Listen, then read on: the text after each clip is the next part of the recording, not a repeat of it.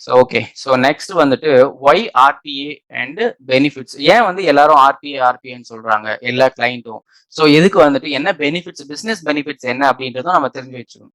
ஒன்று வந்துட்டு reduced manual handling. கண்டிப்பா வந்துட்டு நம்ம வந்து கண்டிப்பா நம்மளுடைய ஹியூமன் டாஸ்க் வந்துட்டு நம்ம ஆட்டோமேட் பண்ணிட்டோம்னா, இப்போ ஃபார் எக்ஸாம்பிள் எனக்கு வந்து 100 எம்ப்ளாயிஸ் வந்து ஒரு கம்பெனியில் வந்து ஒரே டாஸ்க்கை ரிப்பீட்டேட்டிவா வந்து டெய்லி ஒர்க் பண்ணிட்டு இருக்காங்க. பட் எனக்கு வந்து வால்யூம் வந்து எனக்கு வந்துட்டு ஒரு என்ன சொல்றது, ஒரு 100 எம்ப்ளாயிஸ்க்கு வந்து ஒரு நாளைக்கு 5 ரிக்வெஸ்ட் தான் பண்ண முடியும்னு வச்சுக்கோங்களேன். ஒரு 5 ரிக்வெஸ்ட் பண்ண முடியும்னா எனக்கு வந்து எனக்கு ஒரு நாளைக்கு வால்யூம் வந்து எனக்கு ஒரு 10,000 வால்யூம்ஸ் வருதுன்னு வச்சுக்கோங்க. 10,000 வால்யூம்ஸ் வருது.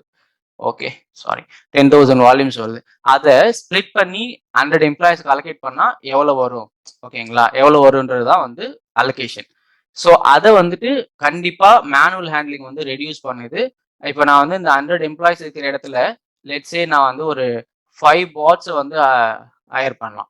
ஓகேங்களா, 5 பாட் ஹையர் பண்ணணும்னா நீங்க பண்ண அதே டைம்குள்ள ஃபார் எக்ஸாம்பிள் நீங்க 8 ஹவர்ஸ் ஒரு ரிக்வஸ்ட் கம்ப்ளீட் பண்றதுக்கு 8 ஹவர்ஸ் எடுத்துக்கிட்டீங்க அப்படின்னா, ஐ மீன் ஒரு 5 ரிக்வஸ்ட்டை இந்த பாட் வந்து maybe 30 minutes based on the process 30 minutes R 1 ஹவர்ல ஒரு ரிக்வஸ்ட்டை முடிச்சிடும். ஸோ அந்த மாதிரி ஒரு 5 பாட்ஸ் ஆர் 10 பாட்ஸ் நம்ம ஹையர் பண்ணோம்னா இந்த என்டையர் வால்யூமே கம்ப்ளீட் பண்ணிடும். ஓகேவா? ஸோ அதுதான் வந்து reduce manual handling. Then reduce errors. This is the one of the main factor. என்னன்னா இப்போ ஒரு ஹியூமன் வந்து நம்ம ஒர்க் பண்றோம் அப்படின்னு பாத்தீங்கன்னா definitely there will be an error.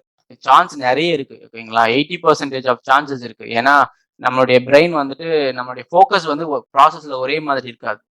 கண்டிப்பா வந்து டைவர்ட் ஆகும்.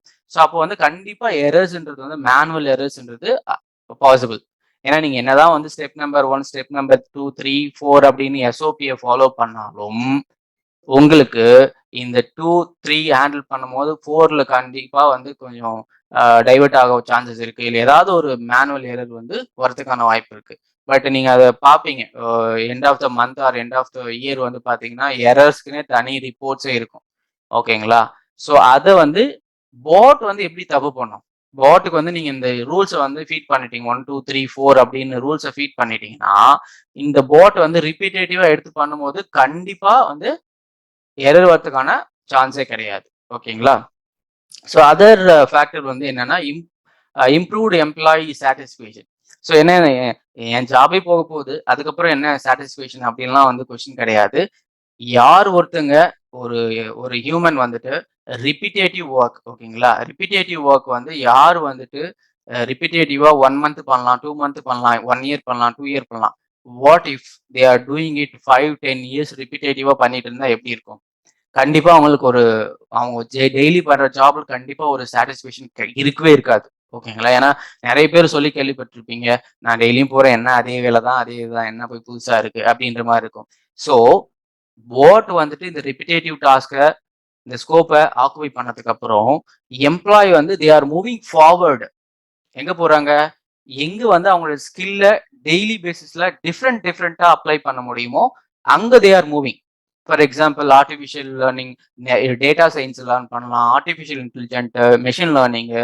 ஸோ நிறைய ஜாப் அவைலபிளா இருக்கு. நீங்க மார்க்கெட்ல பாத்தீங்கன்னா லாட் ஆஃப் ஜாப்ஸ் வந்து நம்மளுடைய ஹியூமன் பிரெயினை வந்து 100% யூட்டிலைஸ் பண்ற மாதிரி அப்ளை பண்ற மாதிரி நிறைய ஜாப்ஸ் அவைலபிளா இருக்கு. That is the improved employee satisfaction. ஏன்னா நிறைய பேர் அதை வந்து மீனிங் புரியாம நிறைய பேர் வந்து ஒரு மாதிரி என்ன இது எம்ப்ளாய் சாட்டிஸ்ஃபேக்ஷன் எங்க வருது அப்படின்ற மாதிரி இருப்பாங்க. அதுதான் reason. Then process improvement. Continuous process இம்ப்ரூவ்மெண்ட்னா கண்டிப்பா ஒரு ஒரு ப்ராசஸ் வந்து ஆர்பிஐ ஸ்கோப்குள்ள வரும்போது கண்டிப்பா தேர் ஆர் நிறைய இம்ப்ரூவ்மெண்ட்ஸ் இருக்கும்.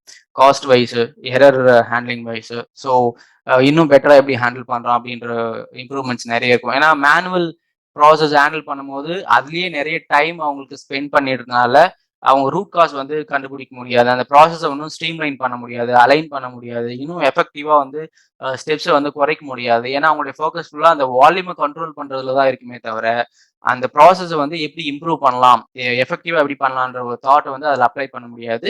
So we need more FT. So அவங்க காஸ்ட் வரும். ஸோ அதனால வந்து கண்டினியூஸ் ப்ராசஸ் இம்ப்ரூவ்மெண்ட் என்னன்னா இப்போ ஆர்பிஐ வந்து ஸ்கோப்பை வந்து இதை வந்து டேக் ஓவர் பண்ணிடுச்சுன்னா there are we have lot of time. So அப்போ வந்து இன்னும் அலைன் பண்ணி இன்னும் இம்ப்ரூவ் பண்ணலாம் அந்த ப்ராசஸ். ஓகேங்களா? So then better workload management. Yes, நான் வந்து சொன்ன மாதிரி ஒர்க்லோட் மேனேஜ்மெண்ட்னா தெரியும். ஸோ இப்போ நான் வந்து 100 எம்ப்ளாயிஸ் இருக்காங்க. ஸோ 100 இருக்காங்க அப்படின்னா, எனக்கு வந்து நான் என்ன பண்ணுவேன், ஒரு 10 10ஆ பிரிச்சு தரேன்னு வச்சுக்கோ. 10 பேருக்கு 10 10 வால்யூமா பிரிச்சு தரேன். பட் அதே ஆர்பிஏன்னும் போது அதை வந்து ஈஸியா ஒர்க்லோட் மேனேஜ்மெண்ட் பண்ணிக்கலாம்.